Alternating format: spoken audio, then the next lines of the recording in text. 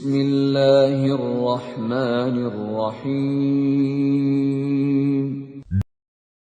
Ada sebuah cerita tentang bagaimana seorang lelaki, subhanallah ya. Kakak kelas sana cerita dulu. Bicara nikah nggak harus punya pekerjaan tetap, tapi tetap bekerja. Biasanya kan orang tua bingung ngelihat, nah itu calon suamimu kerjaannya belum tetap, nah kata dia. Dia kerjanya serabutan. Alhamdulillah yang penting mau bekerja. Rizki itu tidak harus dengan bekerja jamaah. Subhanallah, ada rizki dari arah yang tidak disangka-sangka. Yang orang gak akan berpikir, ya Allah kok bisa fulan dapat rizki itu. Itulah Ar-Razzaq Dzul Quwwatil Matin. Kembali ke cerita bagaimana seorang lelaki ketika dia mau melamar seorang wanita. Itu subhanallah. Perempuan itu setiap dilamar oleh laki-laki, yang lamar ini orang-orang sukses jamaah. Semuanya mundur. Karena apa? Karena orang tuanya ketika datang itu lelaki melamar ditanya, mau dikasih berapa anak saya? Di sini berapa pasarannya Ustaz? Nah, nggak tahu Ustaz. Berapa pasarannya di Banjar jamaah? Berapa? 30. Ada 50. Iya. Oh, yang 50 yang bagus ya, Mak. Nah, astagfirullahaladzim. Jadi 20 yang pertengahan gitu. Masya Allah. Tapi memang ada mahar, itu ada mahar standar jemaah. Setiap kampung itu punya standar yang berbeda-beda. Dan itu diperbolehkan dalam agama, nggak ada masalah itu. Umpamanya umumnya 30 juta. Sudah, orang tuanya tanya mau dikasih berapa. Bingung mau dikasih berapa, ini anaknya orang kaya. Akhirnya mundur semua. Datanglah seorang pemuda, dia dengar tentang anaknya fulan ini. Anaknya orang kaya ini. Dia ngomong sama sahib-sahibnya, anak mau melamar dia, siapa tahu diterima. Ya Allah, orang yang lebih sukses dari kamu mundur, apalagi kayak kamu. Nah, punya kan, ya bismillah kan, siapa tahu diterima. Berangkat dia melamar. Ini tidak harus cinta, tapi cocok. Berangkat dia. Sampai ke sana ngobrol sama calon mertuanya. Sama ditanya sama calon mertuanya. Mau dikasih berapa anak saya? Apa kata calon mertua, kata calon menantunya, Bapak minta berapa? Oh Allah jamaah. Ini jamaah. Kamu jual saya beli. Minta berapa? Masya Allah. Karena dia memang maklar jamaah. Dia itu kerjanya maklar kemana-mana. Jadi ngomong gitu tuh biasa dia. Dia minta berapa Bapak gitu. Waktu itu sebelum Krismon jamaah. Oh zaman ini ceritanya jamaah. Kata orang tuanya berapa? 15 juta nggak apa-apa kata dia. Cuma 15 juta paman kata dia. Subhanallah jemaah. Jangan paman. Masa anaknya Ami yang dari kecil Ami rawat ya. Ami besarkan, Ami sekolahkan cuma dihargai 15 juta. Ami anak kasih 1 miliar. Betul ini ceritanya jemaah. Tapi sekarang anak gak punya duit. Iya, memang dia gak punya duit. Artinya dia ingin ngasih gitu jamaah. Antum ketawa. Subhanallah jamaah. Subhanallah. Akhirnya ya sudah. Diterima jamaah. Itu keluar dari sana teman-temannya bingung. Kok bisa diterima kamu kata dia. Ada ceritanya kata dia. Masya Allah. Akhirnya menikah. Menikah dengan utang dia.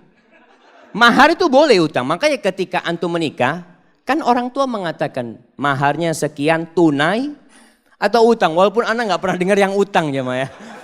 Karena yang disebutkan maharnya itu cuma 100.000, 1 juta, seperti itu. Padahal kadang-kala maharnya di zaman sahabat itu, maharnya itu 1 kebun kurma. Jemaah. Isinya 400 pohon. Jemaah. Berapa miliar itu jemaah. Nah itu bisa utang. Akhirnya menikah. Setelah menikah tetap kerjanya serabutan dia ya. Maklar jual ini jual itu. Dia punya utang 1 miliar. Subhanallah jemaah. Suatu saat dia cerita. Mertuanya ini ngobrol sama menantu-menantunya yang kaya-kaya. Cuma 1 yang miskin jemaah. Yang kayak ngobrol masalah durian jamaah. Oh Masya Allah durian yang enak, durian ini itu macam-macam. Akhirnya si menantunya yang miskin ini minta izin. Paman, ana mau keluar dulu sebentar ya, kata dia. Akhirnya dia keluar rumah. Ke tempat sohibnya, pinjem duit 20.000. Ana pinjem duit 20.000. Buat apa ini? Mertua ana kepingin durian. Dia beli durian jemaah. Dia bawa. Sampai rumah masih ngobrol durian ini jemaah. Dia ngomong, paman afwan ana gak bisa beli yang bagus. Yang mudah-mudahan ini enak buat paman. Itu mertuanya langsung jatuh cinta sama menantunya nih jemaah. Yang kaya raya cuma ngomong doang durian. Ada langsung beli jemaah. Subhanallah jemaah. Antum itu kalau jadi menantu yang bener. Mertua ngomong durian berarti kepingin durian. Masya Allah jemaah. Ini akhirnya nih menantu jadi menantu kesayangan. Sampai kakeknya istri dia itu, neneknya. Pernah suatu hari karena sayangnya sama ini menantu ya. Baik menantu ini. Cuma duitnya memang gak banyak. Tapi dia mau kerja. Makanya ketika itu dia mengatakan lupa. Salah satu yang diucapkan kepada calon mertuanya nih. Paman ana sekarang gak punya duit. Tapi alhamdulillah Allah kasih anak akal bisa berpikir. Allah kasih anak lutut, anak bisa berjalan. Anak insya Allah akan lunasin hal itu. Subhanallah. Sampai suatu hari dia dipanggil sama neneknya istrinya. Kata neneknya, nak, nenek ini punya duit 500 juta. Nenek mau kasih buat kamu. Subhanallah jemaah. Si menantu malu jemaah. Janganlah nenek. Nenek kalau mau kasih ke cucunya nenek. Biar nanti anak pinjam anak putar duitnya. Masya Allah. Antum ketawa. Ini laki-laki terhormat jemaah. Artinya dia gak mau terima. Dia nanti mau pinjam sama istrinya. Kalau sudah punya istrinya dia bisa pinjam. Masya Allah jemaah. Akhirnya diberikan kepada istrinya, duitnya diputar, dia lunasin 1 miliar jemaah.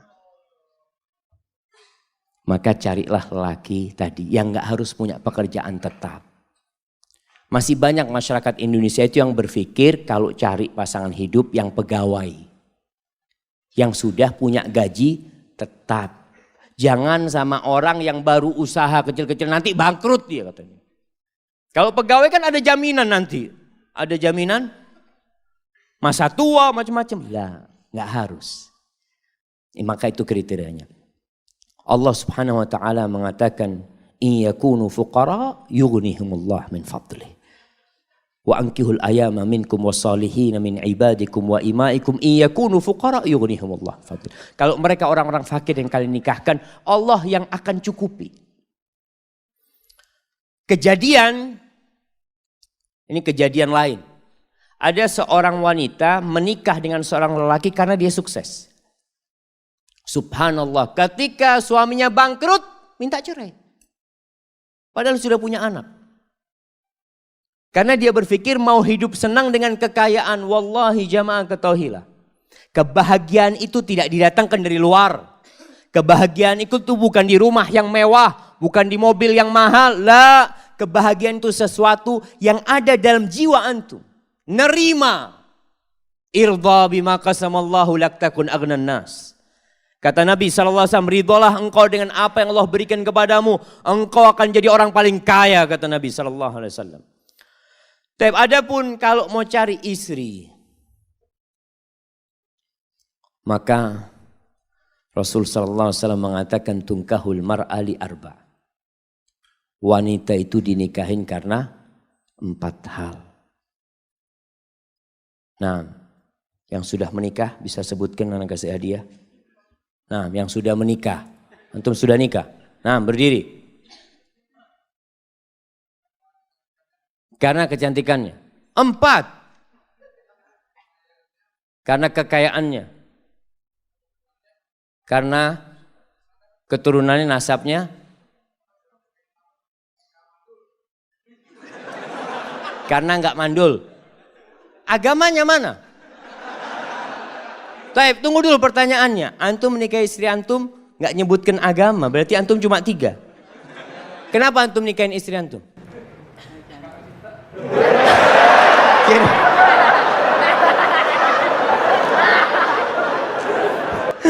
Masya Allah, Masya Allah. Ambil hadiahnya. Hadiahnya ditukar, Afan. Hadiahnya ditukar. Karena dia menikah karena cinta, anak kasih keluarga sakinah. Masya Allah. Bismillah. Alhamdulillah jamaah. Ada yang menikah karena cinta. Apa yang menyebabkan dia cinta? Wallahu a'lam. Bisa jadi karena cantik. Istri antum mudah-mudahan cantik. Tapi ingat, kecantikan itu akan hilang. Tapi kalau cinta yang ada di hati kita tidak akan pernah hilang dengan izin Allah SWT. Kata Nabi SAW, tunkahul mar'atu li arba' limaliha wa hasabiha wa li jamaliha wa li diniha. Karena kekayaannya, sebagian orang mengatakan, alhamdulillah ana mau cari perempuan kaya Ustaz. Kenapa? Ana sudah lama hidup susah Ustaz. Paling nggak bisa numpang hidup nyaman dengan hartanya istri. Ada. Janda nggak apa-apa janda. Ada yang seperti itu jemaah. Maka antum jangan heran ketika melihat anak muda menikah janda sama umur. Dia umur 20, istrinya umur 35. Janda punya anak 2. Nggak apa-apa, mungkin karena hartanya dia menikah. Yang kedua, karena nasabnya yang mulia. Keturunan Raja Banjar. Masya Allah. Yang ketiga, karena kecantikannya. Ini normal orang menikahin wanita karena kecantikannya. Yang keempat karena agamanya. Lalu apa kata Nabi SAW? Fadfar bidhatid din taribat yadak. Kalau engkau ingin beruntung dalam kehidupanmu, engkau ingin merasakan kebahagiaan, keharmonisan dalam rumah tanggamu, fadfar bidhatid din. Berbahagialah engkau mendapatkan agama, mendapatkan wanita yang agamanya baik. Seperti tadi kita bicarakan, ada standar minimal perempuan baik secara agama. Apa? Apa jemaah? Melaksanakan kewajiban. Ini yang pertama. Jadi standar perempuan itu melaksanakan kewajiban. Ustaz, tapi dia nggak pernah ngaji ke masjid Ustaz. Nah, yang penting kewajiban dia laksanakan. Sholat yang 5 waktu. Puasa di bulan Ramadan. Dia menutup auratnya. Dia berbakti kepada orang tuanya. Maka standar kewajiban ini paling minim harus ada.